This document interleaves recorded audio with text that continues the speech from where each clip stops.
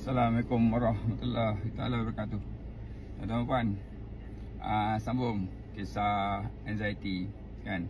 Jadi bila kita ada anxiety tu tak kisahlah sebab kerana duit ke, perhubungan ke, kerja ke kan, bisnes ke, apa-apalah kan.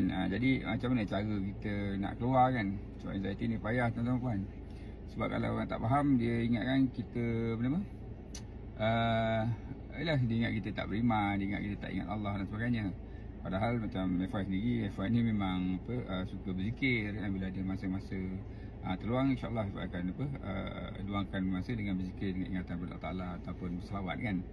Jadi masih juga kena anxiety. So kenapa kan? So sebenarnya ini soal hati. Dia terpulang pada Allah Ta'ala kan, pada F.Y lah. Kalau dia nak tarik, dia tarik lah kan, apa yang kita boleh buat kan. Jadi itulah dugaan yang kita harus hadapi.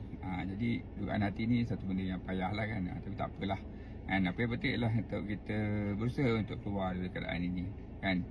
Jadi ada beberapa cara lah yang F.Y sendiri buat lah kan. Antaranya ialah untuk keluar berjalan-jalan kan. Ada juga pergi jumpa borak-borak kan, ceritalah dengan orang-orang yang kita boleh percaya kan. Lepas tu kalau dalam hal hubungan tu pada F.Y, kita jauhkanlah daripada orang-orang tu, ataupun kita orang-orang yang toksik orang-orang yang menyusahkan, yang merupakan liability dalam hidup kita tu, kita keluarkanlah daripada hidup kita kan. Kita cuma cari sahabat-sahabat, orang-orang yang beriman, orang-orang yang bertakwa, orang-orang yang rendah hati, rendah diri, orang-orang yang bersyukur, orang-orang yang meraih kan. Orang-orang macam tu yang kita letak dekat dengan diri kita kan. Semoga dengan adanya orang-orang soleh di sekeliling kita tu, orang-orang tu akan memberi semangat untuk kita meneruskan kehidupan kan. Dan kemudiannya apa yang kita boleh buat ialah kita luahkan tadi. Kemudian kita boleh segera lah jumpa dengan profesional lah, jumpa dengan doktor pakar, doktor kaunseling yang dah bertemu dengan ramai pesakit-pesakit yang pernah kena penyakit anxiety ni kan. Jadi minta nasihat dia orang, dan kalau perlu makan ubat, makanlah ubat dan follow makan ubat.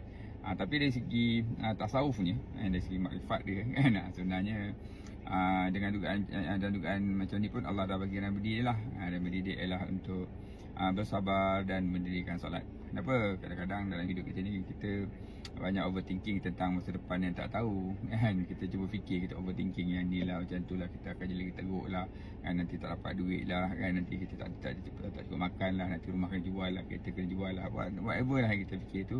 Kadang-kadang dia tak jadi pun kan. 5% je yang jadi agaknya daripada 100% yang kita overthinking tu tadi. Jadi jangan fikir banyak-banyak kan. Apa yang kita buat ialah dah kita malam-malam tak tidur kan, apa kata kita bangun, kita solat tahajud dan kita berbisik-bisik dengan Allah. Kita minta Allah Ta'ala bantu untuk kembalikan kita dalam keadaan yang kembalikan ketenangan dalam hati kita kan. Sebab masa kita kena anxiety tu macam umpamanya kita punya force field kan, force field lindungan Allah tu tiba-tiba terbuka tau, hingga menyebabkan kita tenggelam punca lah kan. Dan bila ada apa-apa masalah walaupun sikit kan, kita akan tergolek. Tu cerita dia. Orang anxiety dia akan faham lah kan.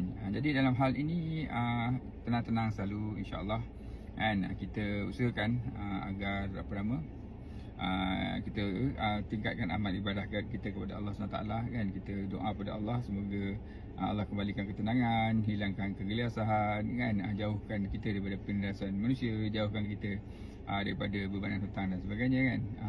Idea dia ialah untuk terus-terus bersabar dan mendirikan solat. InsyaAllah nanti keadaan tu akan jadi lebih baik kan.